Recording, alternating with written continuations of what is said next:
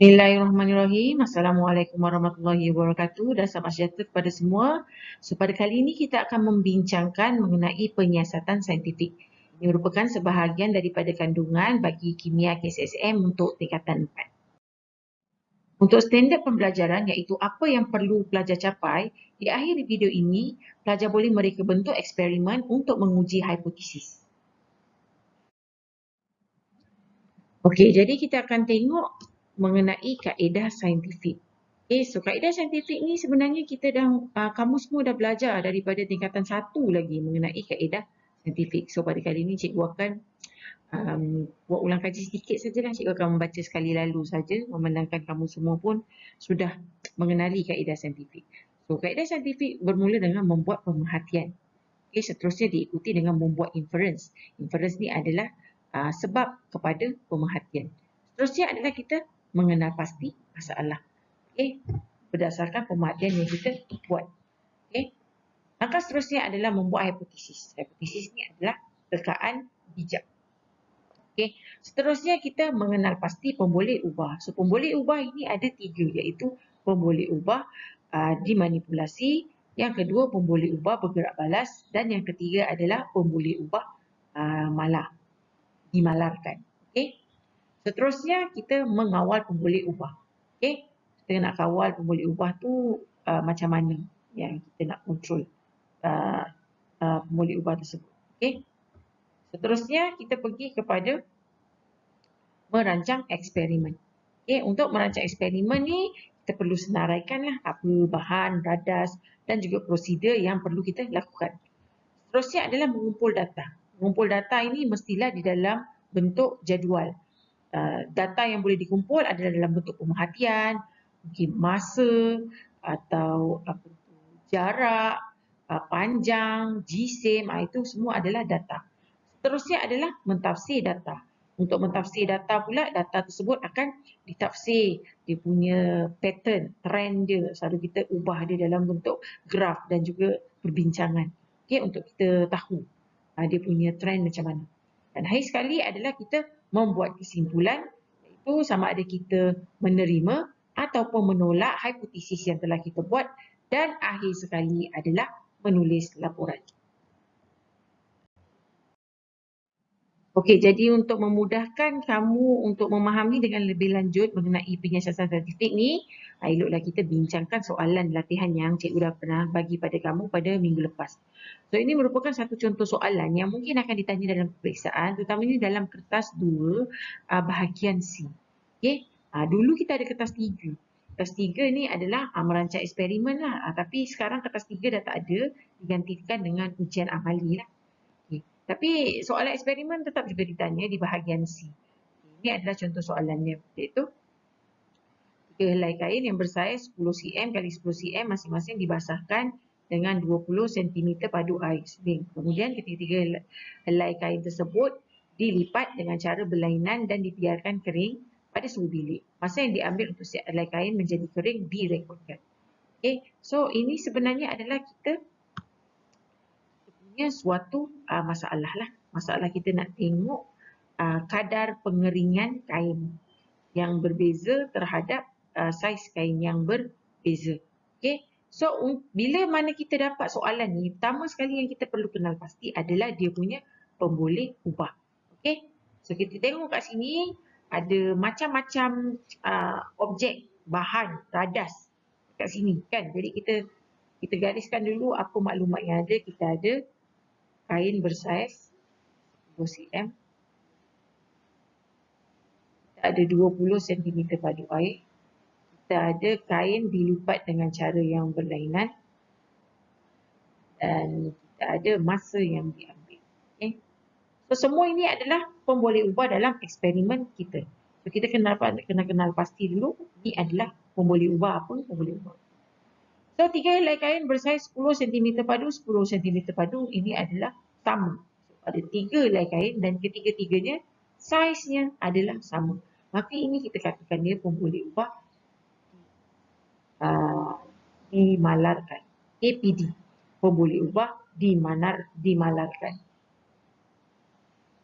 Macam tak sesuai, jadi kita pakai PD, kita pakai PM. pakai pemboleh ubah malar. Okey, malar ni maksudnya kita tak ubah, sama aja. Daripada awal eksperimen sampai akhir eksperimen dia sama. Okey. Seterusnya ketiga-tiga kain dibasahkan dengan 20 cm air, padu air. So, ini kita panggil juga sebagai pemboleh ubah pemboleh ubah malar. Okey. Seterusnya dilipat dengan cara berlainan. Yang ini kita panggil dia sebagai pemboleh ubah dimanipulasi. Pemboleh ubah dimanipulasi PD. Okey. Dan akhir sekali masa yang diambil ini adalah dia bergantung kepada cara lipatan kain. So ini kita panggil dia pemboleh ubah bergerak balas. Okay. So setelah kita mengenal pasti pemboleh ubah, maka kita boleh teruskan dengan langkah-langkah yang seterusnya lah. Okey, jadi kita akan tengok soalan ini daripada satu soalan kepada satu soalan. Okey, kita tengok soalan yang pertama. Terangkan mengapa 3 kain tersebut dilipat secara berlainan. Okey, so tadi kita ada 3 helai kain. Katalah ini kain. Contohlah kain. Okay. Kain itu dilipat dengan 3 cara berlainan. 3 cara berlainan tu maksudnya kain kita katalah kita labelkan sebagai A. Okay. Kain A kita lipat dia sekali lipat je. Okay. Jadilah macam ni. Kain B pula kita lipat dia sekali lagi. Jadi macam ini. Okay. Dan seterusnya kain C ada 3 kan, kita lipat lagi sekali. Jadi kecil begini. Itu maksudnya adalah cara kain dilipatlah berlainan. So dia suruh kita terangkan mengapa. Okey. Sebenarnya bila dia tanya soalan terangkan mengapa ini, sebenarnya yang dia mahu adalah tujuan kita menjalankan eksperimen. Okey, tujuan. So untuk tujuan kita adalah untuk menyiasat hubungan di antara pemboleh ubah menyiasat hubungan di antara pemboleh ubah yang kita manipulasikan dengan pemboleh ubah bergerak balas. Okey. So sebelum cikgu bagi jawapan yang sebenar, kita tengok dulu jawapan kawan kamu ni. Yang pertama, cikgu baca daripada untuk saja sebab memang kalau cara menulis tujuan adalah kita mulakan dengan untuk. Cara kita nak menulis tujuan adalah untuk menyiasat, ataupun kadang-kadang orang kata mengkaji hubungan di antara PM dengan PB. Okay. So kita tengok dulu jawapan kawan kamu. Untuk merekodkan masa kering kain-kain tersebut mempunyai perbezaan ataupun tidak. Okay. Sekali baca macam salah, 2 kali baca macam betul, 3 kali baca cikgu akan katakan bahawa kurang tepat. Okay. Dan daripada segi struktur ayat kita bingung. Tujuannya adalah untuk rekod masa. Baik, tujuan kita bukan untuk rekod masa. Kita nak tengok kadar penyejatan. Itu sebenarnya keyword yang kita nak kita tekankan di sini adalah kadar penyejatan. Sebab semasa kamu berada di tingkatan 2, kamu dah belajar tajuk air dan larutan. Dalam air dan larutan kita ada belajar mengenai tajuk kadar penyejatan. Untuk kadar penyejatan ada 4 faktor yang mempengaruhi kadar penyejatan. Untuk kali ini kita fokuskan kepada satu faktor sahaja, iaitu faktor luas permukaan. Sebab tadi kain sama. Kain sama saiz, 10 cm kali 10 cm. Cuma yang berbeza adalah cara kita melipat. So bila kita lipat sekali, luas permukaannya masih besar. Bila kita lipat 2 kali, dah kecil sikit. Bila kita lipat 3 kali, lagi kecil. Maka kita katakan bahawa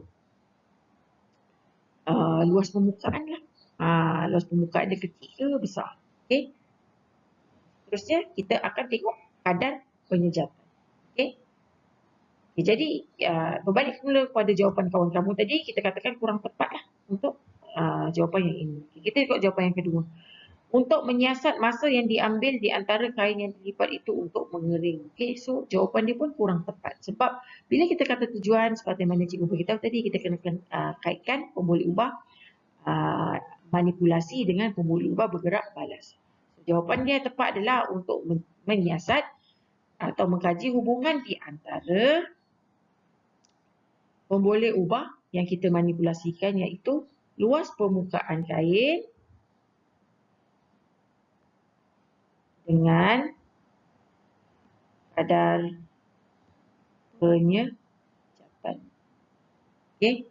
Ataupun kamu juga boleh tuliskan masa yang diambil untuk kain kering. Boleh juga. Okey. Mana-mana boleh. Tapi paling bagus memang yang masa yang diambil lah, sebab itu adalah pemboleh ubah yang kita rekodkan, iaitu masa. Seterusnya kita tengok pula hipotesis. Hipotesis ni adalah tekaan bijak. Okey, selalunya hipotesis ni kita akan gunakan istilah semakin apa semakin aku. Okey, jadi kita selalu gunakan begitulah. Okey. So, kita tengok jawapan kawan awak pertama. Hipotesis adalah eksperimen ni ialah masa kering setiap helai kain. Ini salah lah, sebab tak ada cakap. Kena ada dua, pemboleh ubah manipulasi dengan pemboleh ubah bergerak balas. Tengok pula kawan awak ni, semakin banyak lipatan di suatu kain, semakin lama masa yang diambil untuk kain itu kering. Okey, so jawapan dia ni betul, tapi cuma kurang tepat lah daripada segi istilah. Okey. So, bila menulis hipotesis, selalunya kita akan guna semakin. Okay, so kalau kita untuk menulis hipotesis, tolong elakkan daripada guna macam perkataan banyak, lama, macam kurang sesuai. Okay, selalunya kalau kita gunakan untuk hipotesis, kita gunakan istilah panjang, pendek, tinggi, rendah. Macam lagu Didi, panjang, pendek, tinggi dan rendah. Lagu Didi tu kan. So, Didi and Friends. Okay, so kita punya hipotesis yang lebih tepat adalah, ini betul lah. Dia kata hipotesis ni ada banyak kan. Jadi, yang ni sebenarnya bolehlah kita katakan betul lah juga. Okay, so, lain kita boleh tulis dengan lebih tepat adalah semakin besar ataupun tinggi luas permukaan, semakin pendek masa yang diambil untuk kain kering, ataupun kita boleh semakin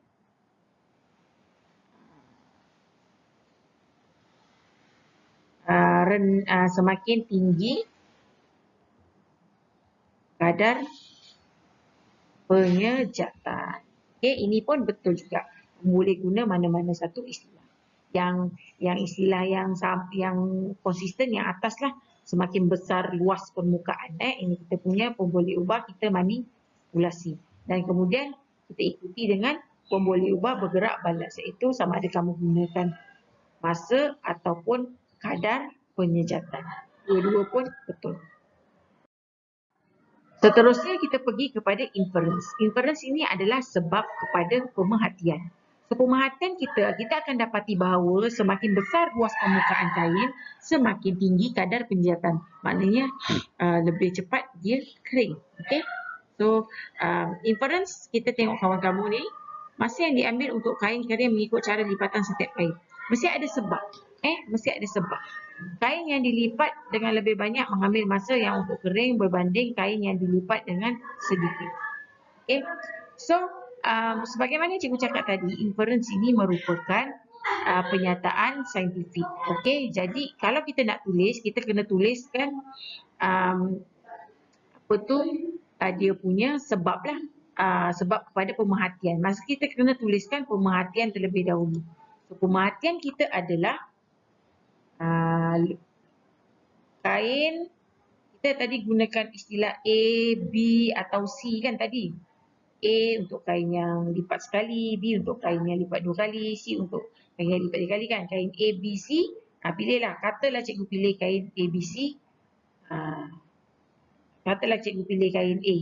Kain A kering dengan cepat. Ataupun kain B kering dengan lambat. Kerana Kerana sebab dia adalah luas permukaan dia. Sama ada kamu cakap luas permukaan dia kecil ataupun besar. So dalam kes ni adalah luas permukaannya adalah besar. Kalau A lah. Kalau B dengan C lain cerita. Sebab tu dia kata satu inference. Sebab inference kamu boleh buat 3 inference. Sebab kita ada 3 pemerhatian. Jadi kamu boleh pilih A sahaja. Seterusnya kita tengok boleh ubah dalam eksperimen ini. Dan tadi cikgu dah tunjukkan dalam soalan yang terawal mengenai pemboleh ubah eksperimen. Jadi kita tengok jawapan kawan kamu. Yang pertama, pemboleh ubah dimanipulasi, cara lipatan kain. Pemboleh ubah dimanipulasi, cara lipatan kain. Jawapan ni cikgu terimalah. Bolehlah kita katakan betul. Okay. Kalau kawan kamu pula yang bawah ni, cara lipatan kain sama juga. So sebenarnya selain daripada cara lipatan kain tadi, yang paling bagus kita gunakan istilah luas permukaan kain. Luas permukaan. Okay. Seterusnya pemboleh ubah bergerak balas ialah masa yang diambil untuk setiap kain kering. Okay, betul? Masa pemboleh ubah bergerak balas, masa sama. Okay, so jawapan lain yang cikgu terima adalah kadar penyejatan.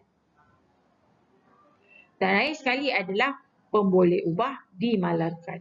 Okay. So pemboleh ubah dimalarkan, cikgu suka tekankan. Kadang-kadang kamu tidak meletakkan kuantiti atau kualiti. So kita kena tulis. Jangan tulis air suli. Kain. Kita kena tulis dia punya kuantiti. Dalam kes ni kita ada isi padu air suli. Paling bagus inilah. Dia tulis dua-dua. Iaitu saiz kain dan juga isi padu air suli. Maka paling tepat ni lah yang bawah ni. Okay. Dan untuk soalan terakhir adalah binakan satu jadual yang sesuai bagi merekodkan bacaan dalam eksperimen. Okay. Bila dia minta kamu buat jadual, maka sebenarnya kamu tidak perlu isi bahagian yang ini. Bahagian yang masa. Ini tidak perlu diisi sebab kita baru rancang eksperimen, kita belum buat. Jadi bila kita belum buat, kita belum ada data. Okay. Yang penting dalam penjadualan data adalah kamu melabel kotak tu dengan betul. Okay. Dalam kes ni, kita tengok yang atas ni, dilabelkan yang ini kain. A, B, C. Ini bagus. Okay, kita terima. Luas permukaan ini tidak perlu. Tapi untuk masa yang kering ni tak boleh. Ingat untuk masa dia tak ada tulis. Kalau kita buat eksperimen sebenar, dia tak ada tulis cepat-cepat lambat, tak ada. Kita kena dapat data yang tepat. Iaitu masa dia berapa saat atau berapa minit. Okay. Jadi daripada segi pembinaan jadual, bahagian ni je yang betul. Yang lain ini adalah, ini pun salah. Kenapa salah? Sebab yang penting dalam jadual adalah kamu kena tulis unit. Okay, kalau masa kita guna minit. Okay, kalau macam kain ni ABC dia tak ada unit, tak perlu tulis. Tapi kalau kamu tengok kawan kamu yang ni dia gunakan luas permukaan, maka dia gunakan sentimeter padu sebagai unit. Maka dia ini betul. Okay, so ini bahagian ni betul, bahagian ni betul, bahagian ni pun betul. Okay, cuma tak perlu isi bahagian masa sebab kita tak buat eksperimen ini. Okay. Dengan berakhirnya slide tadi, maka berakhirlah sudah video kita pada minggu ini. Diharapkan video ini dapat mendatangkan manfaat kepada kamu. Jangan lupa subscribe, komen dan like YouTube channel cikgu ya. Semoga kita berjumpa lagi pada video yang akan datang. Assalamualaikum.